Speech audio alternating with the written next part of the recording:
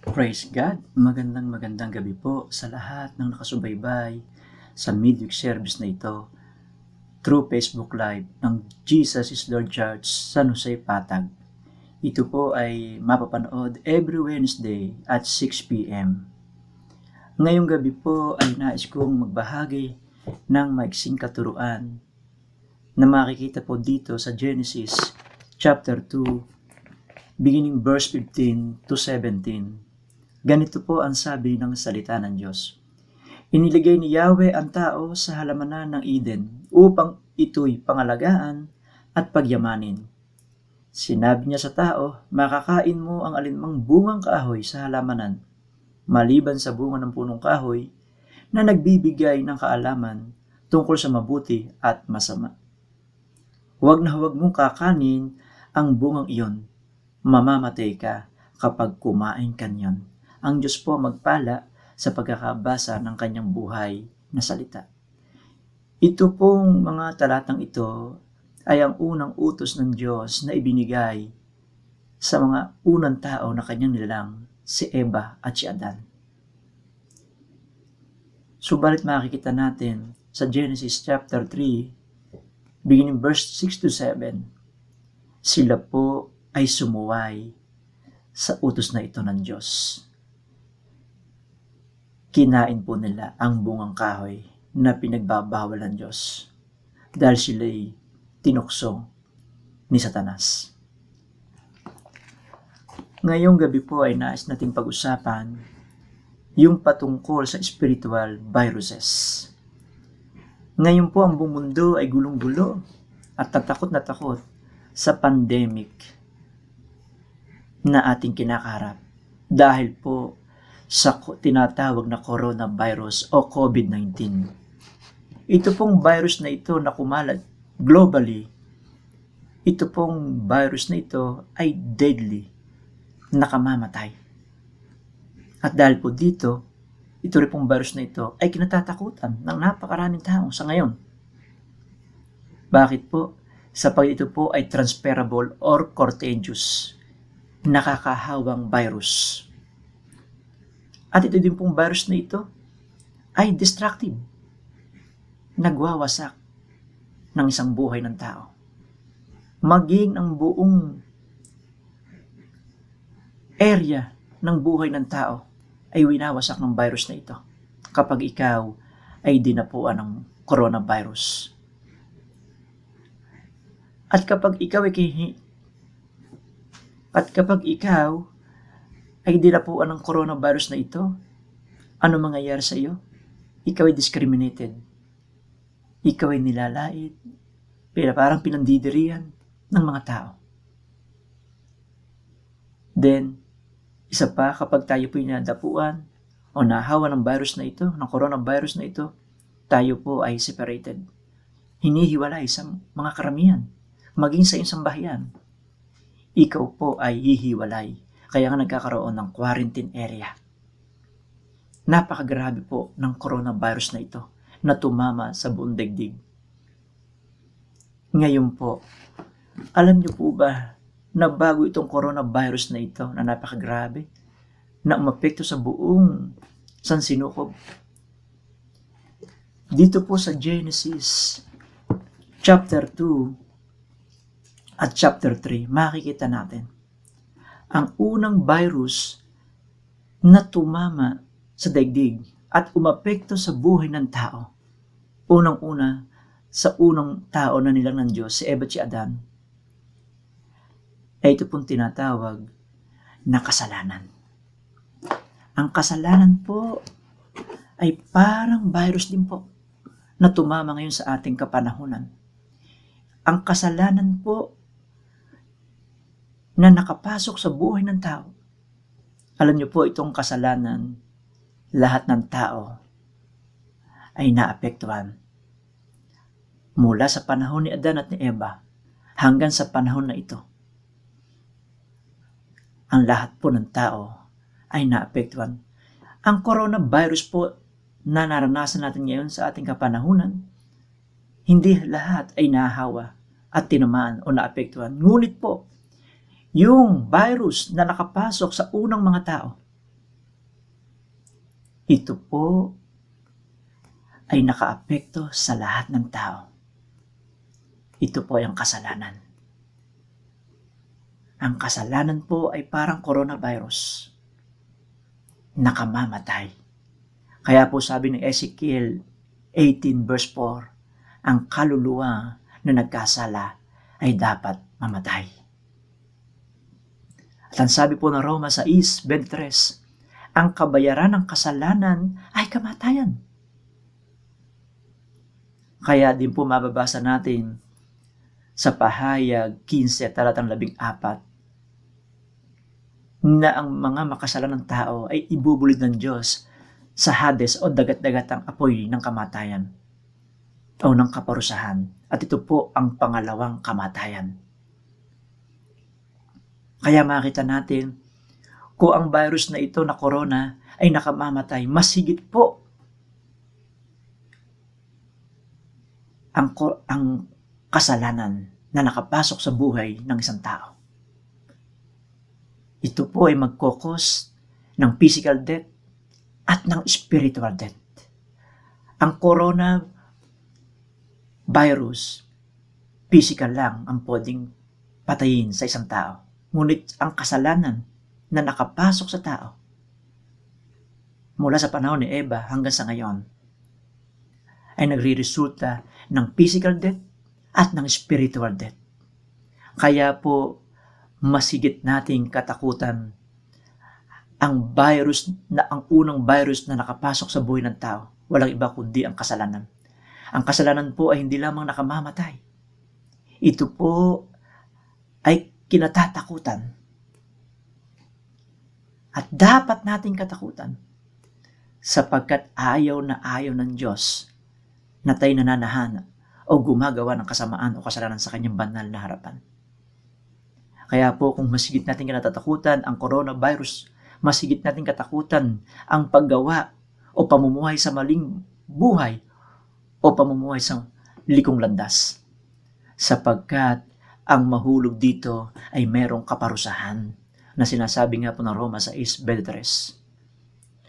Then, ang kasalanan na nakapasok sa tao na parang virus, ito po ay transferable, contagious, nakakahawa din po. Kaya makita natin bakit lumaganap ang kasalanan. Dahil ang kasalanan po ay nakakahawa sa isang tao.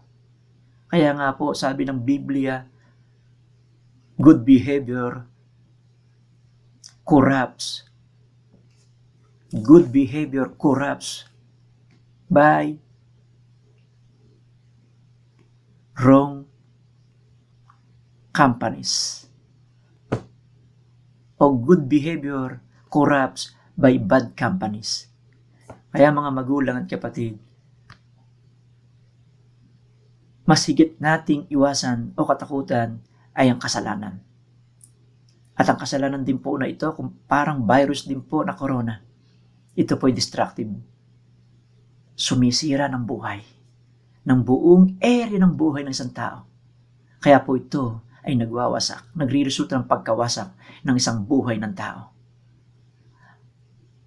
Kung ang coronavirus, kapag ikay dinapuan, ikaw po ay discriminated. Ganon din ang kasalanan. Kapag tayo nabubuhay, nananahan sa kasalanan.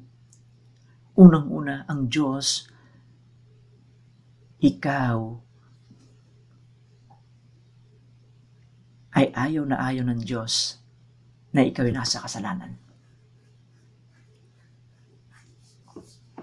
Sapagkat parang coronavirus, discriminated ka din sa paningin ng Diyos. Ayaw din ng Diyos na ikay makapiling niya pag tayo nabubuhay. Hindi ka pwedeng samahan ng Diyos. Dahil kumbaga sa coronavirus, ikaw'y pandidirian, lilibakin. Kaya ang isang taong nabubuhay sa kasalanan, posibleng humarap din po sa discrimination. Next, kapag tayo po'y namananahan o nabubuhay sa kasalanan, ito'y parang virus din po na nagresulta ng pagkawalay natin. Hinihiwalay tayo ng kasalanan sa Diyos, unang-una sa relasyon natin sa Diyos, kapag tayo'y nananahan o nabubuhay sa kasalanan. Kaya makita natin sa Genesis chapter 3, mga magulang at kapatid, nang magkasala si Eva at si Adan, sabi ng Bible, pinalay sila ng Diyos sa kanyang harapan o pinalay sila ng Diyos sa hardin ng Eden. Bakit? Doon ipinakikita ng Diyos, hindi pwedeng magkasama ang Diyos at tao kung ang tao pinabubuhay sa kasalanan. Kaya po napakahalaga na tayo pinabubuhay sa katwiran, sa kabanalan ng Diyos na siyang pinapangarap ng Diyos na makita niya sa iyo at sa akin. Mga magulang kapatid, napakahalaga po na masigit nating layuan o katakutan ang pamumuhay sa maling buhay o pamumuhay sa kasalanan o kasamaan. Sapagat ito po ay magdudulot sa atin ng pagkawasak, ng kamatayan, ng discrimination, ng pagkawalay natin sa Diyos. Ngayon, ano po ang dapat natin gawin upang tayo po ay hindi panahanan, hindi tayo mabuhay, hindi tayo alipinin ng kasalanan na ito, na parang virus? Una po, isuko natin ang ating buhay sa Panginoong Hesus. Kung ang ating pamahalaan ay may ginagawang paraan upang hindi tayo mahawa ng coronavirus, ang maliwanag po ang salita ng Diyos, may paraan po ang Diyos upang ang kanyang nilalang na tao ay huwag manahan o mabuhay sa kasalanan. Unang-una po, ibinigay niya ang kanyang bugtong na anak na si Jesus, na ang sabi po ng Juan 1:29, siya ang kordero na nag-aalis ng kasalanan ng sanlibutan. Kaya kung nais nating huwag manahan, mabuhay sa kasalanan, lumapit tayo sa Diyos. Isuko natin ang ating buhay sa Kanya at magkakaroon tayo ng kalayaan sa pagkaalipin sa kasalanan. Pangalawa, upang tayo po ay makaiwas sa spiritual virus na ito o ang kasalanan, basahin natin araw-araw at bulay-bulahin araw-araw ang mga banal at buhay na salita ng Diyos. Sapagkat sabi ng Biblia, ang salita ng Diyos ay ang ating sandata laban sa anumang gawa ng kasalanan. Tulad ng Panginoon sa Matthew chapter 4, nang tuksuhin ni Satanas, ang kanyang ginawang sandata upang hindi siya madaig ng tukso ni Satanas ay ang mga salita ng Diyos. Basahin natin ito, bulay-bulayin natin ito. At yung magkagayon, hindi makapananahan ang anumang gawa ng kasamaan o kasalanan sa ating buhay. Sabi ng aklat ng Awit 119 verse 11, itinago ko ang iyong mga salita sa aking puso upang huwag ako magkasala laban sa iyo, O Diyos. Pangatlo, na dapat nating gawin upang ang kasalanan ito ay hindi tayo maapektuhan sa ating buhay. Dumulog tayo sa Diyos sa pamamagitan ng pananalangin. Sabi ng Panginoong Hesus sa kanyang mga alagad sa Mateo 26:41, magpuyat kayo at manalangin upang huwag kayong madaig ng tukso. Kaya mga kapatid, kung nais nating huwag maghari ang kasalanan, ang kalikuan o ang kasamaan sa buhay natin, lagi tayong dumulog sa Panginoong Diyos sa pamamagitan ng pananalangin. At pang-apat at panghuli, hilingin natin sa Banal na Espiritu ang kanyang araw-araw na paggabay. Sapagkat sabi po ng 2 Korinto 3:17, kung saan naroon ang Espiritu ng Diyos, naroon ang kalayaan. Mga magulang at kapatid,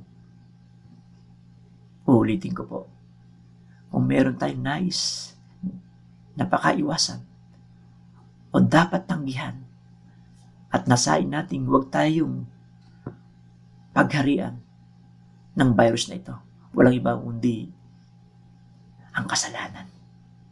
Kasalanan ng sumisira sa buhay ng tao na nagdadala ng kanyang pagkawasak, pagkahari ng takot sa kanyang puso. Kasalanan na ito, ang kasalanan na ito, ang maghahatid sa atin sa kamatayan, sa walang hanggang kaparusahan, sa apoy ng impyerno, kapag ang kasalanan natin ito hindi napawi ng dugo ng Panginoong Hesus.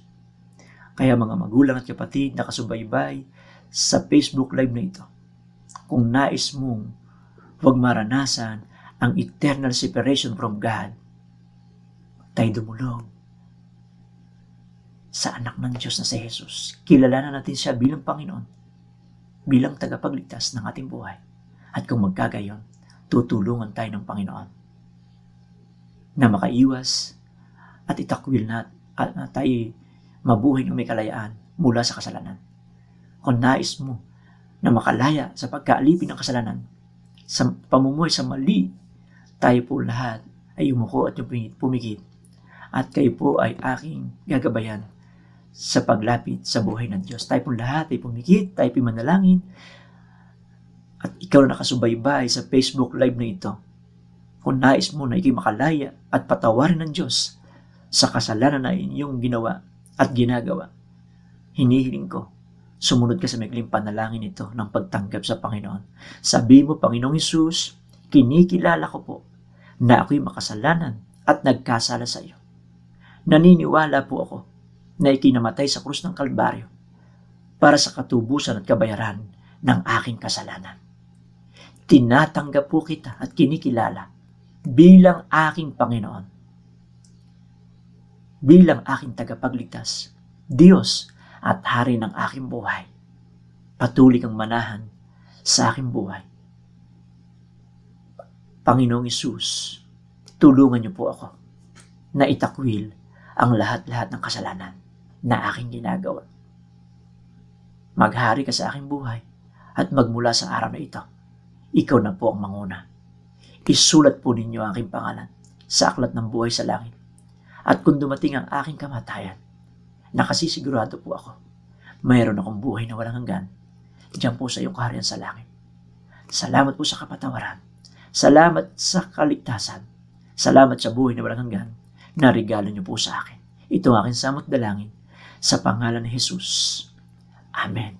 Ako na lang po ang manalangin. Panginoong Hesus, salamat po sa bawat isa na sumubaybay sa gawain na ito. Abutin niyo po sila. At ang tanging dalangin ko ay patuloy lang maranasan ang kalayaan na nanggagaling sa iyo. Sinabi niyo po sa aklat ng Juan 8, talatang 32, ang pinalaya ng anak ay tunay ngang malaya na. Ama, tulungan niyo po ang bawat nakasubaybay sa gabing ito na patuloy silang mabuhay ng may katwiran at na may kabanalan. At patuloy, Panginoon, sila'y makalaya sa pagkaalipin ng kasalanan. Panginoon, sa gabing ito, i-bless niyo po ang bawat isang babae at lalaki na nanood at sumubaybay sa gawain na ito. At patuloy na Panginoon, na ikaw ang maghari, manguna sa kanilang mga buhay. I-bless mo ang kanilang buhay spiritually, physically, financially, materially, at emotionally at mentally. Maraming pong salamat at sa iyong mga kamay pinagkakatiwala ko ang mga tao at mga anak mong sumubaybay sa banal na gawain na ito. Panginoon, patuloy higit pa, Panginoon, i-bless mo ang bawat isang sumubaybay sa gawain na ito. At patuloy, Panginoon, patuloy mo silang uhawin sa iyong salita, patuloy mo silang uhawin, Panginoon, sa pakikipagniig sa iyo sa pamamagitan ng panalangin. At patuloy, Panginoon, ang kailang mga buhay ay pangunahan ng iyong banal na Espiritu.